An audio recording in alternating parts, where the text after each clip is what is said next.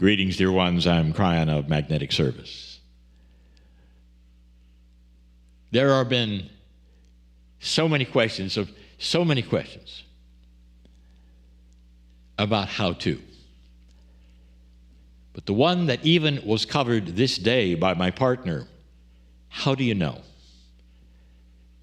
How does intuition work? How does the field work?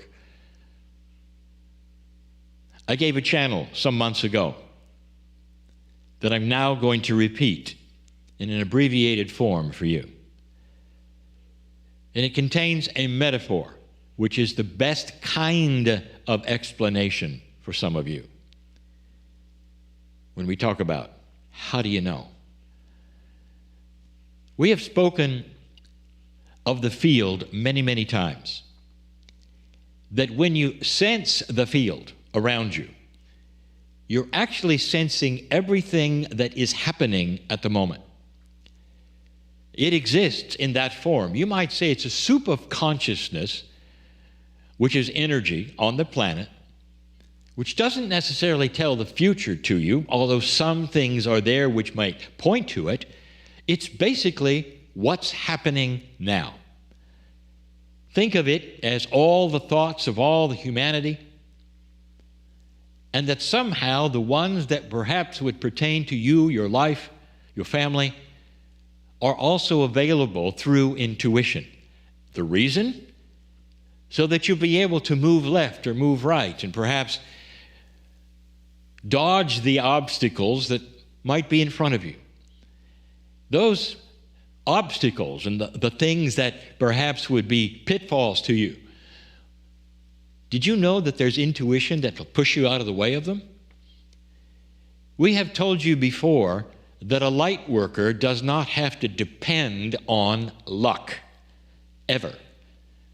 Because you have the ability to change your reality by sensing the field. Those who have been doing this for years have friends who will say to them, "Boy, are you lucky." Luck has nothing to do with it. It is you tuning in. The question today, there is so much out there. How do you know? What works, what doesn't, what's right for you? My partner, he explained a portion of it. Let me give you the full story. There are those who don't like this, who don't like the idea that you're going to trust something completely and totally invisible. You'd rather have a person in front of you giving you advice because they're wise old souls, and they may actually have wonderful advice, but they're not connected to the field like you are. They are connected to the field for them. You have the ability to read for you which direction to go. Both reality direction, that is, you pick yourself up and go left or right, also decisions you might make, directions in your life.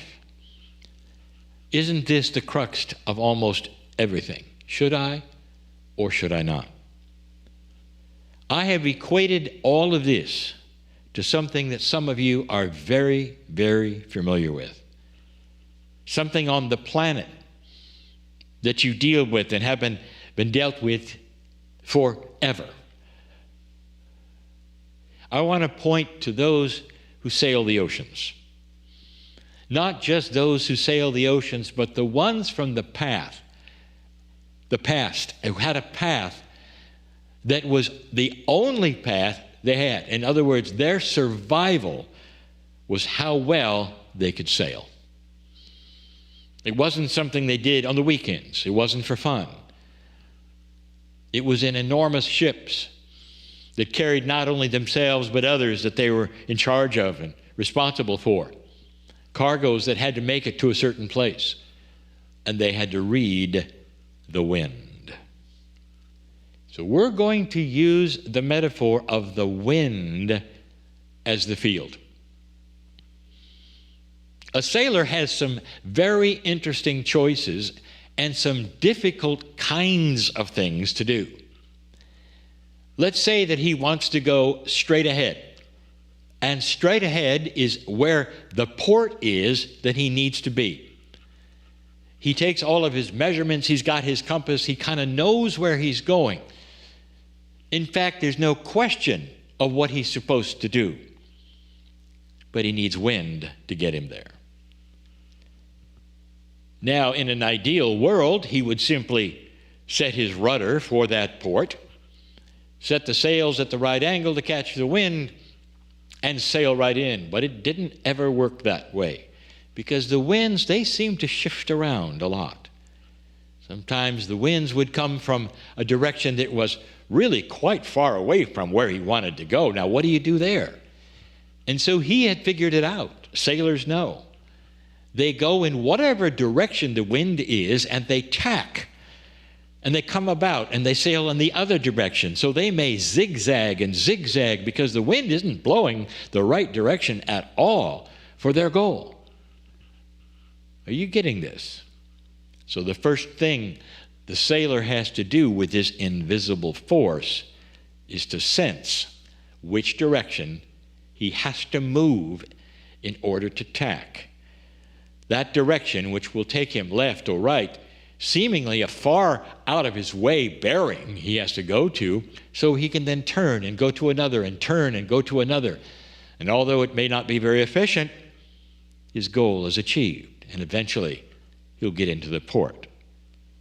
And so picture yourself for a moment with this metaphor. You sit and you have decisions about which way to go in order to get to that goal. Now, what is that goal? Let's say it's a goal of continuing the love in your life. The goal is to continue survival. In other words, it's a basic goal, the goal of health. Something that you have to do that's going to get you there. And yet the wind is blowing in the wrong direction. And what I mean by that is somebody comes to you, or there's an interesting situation that occurs. You say, well, that's not really what I had in mind, and I don't really think that that's going to take me in that direction, but I want to do it. Yes or no? And then you get the intuition flash, that invisible force that the sailor knows. He even reads the patterns on the water in order to know which direction the wind may come from eventually, when to tack. All of that is invisible. Dear Spirit, you might say, show me which way the wind is blowing, so that I will know what direction to go. And I will know, dear Spirit, that if it seems incorrect or wrong, I will dismiss that because I don't know what's in the field. You see, if I were to go straight ahead, and that thing that might achieve my goal of what I think I want to do, it might put me in a hole. It might put me in a place where something might happen. And so therefore, I will tack. I will go another direction for a while, and then I may turn and go another direction for a while. And these directions won't be the ones that I have thought of. They'll be the ones that the wind pushes me to. Dear Spirit, you might say, allow me to be pushed to those places I don't understand that will give me the health or the love or the things that truly are my goal. There was one or two, perhaps, even this day, who said, how do I find joy? Did you know there truly is an avenue for you? Perhaps it's in the things that you may do you're not doing now that are life-changing.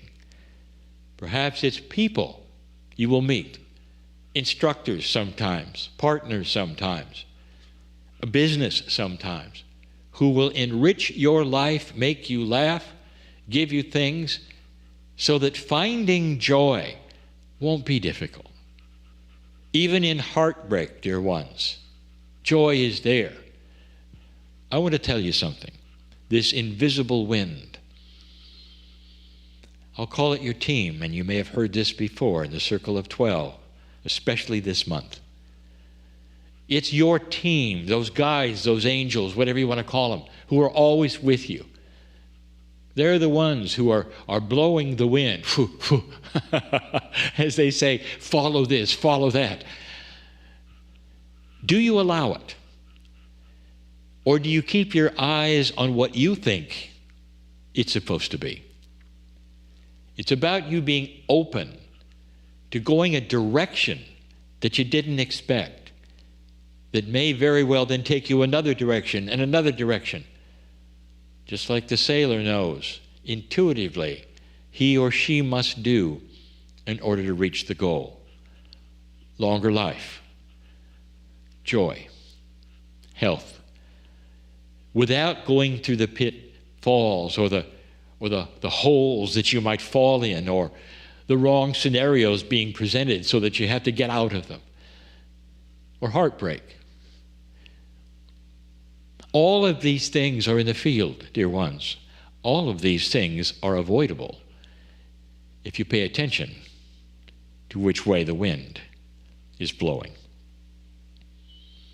These are metaphors that I'm asking you to translate into action for you. And the way truly is allowance of these things in your life. Dear Spirit, calm me down a bit so I will allow for things I don't expect.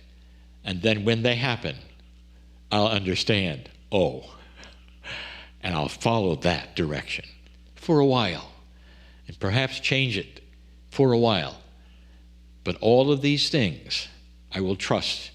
They're the field, they're the wind, blowing in the directions to take me exactly where I should go.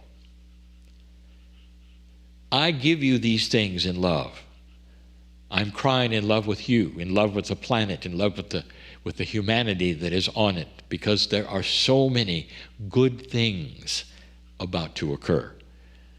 Truly, things are better than they seem in so many ways. It is time to claim your magnificence.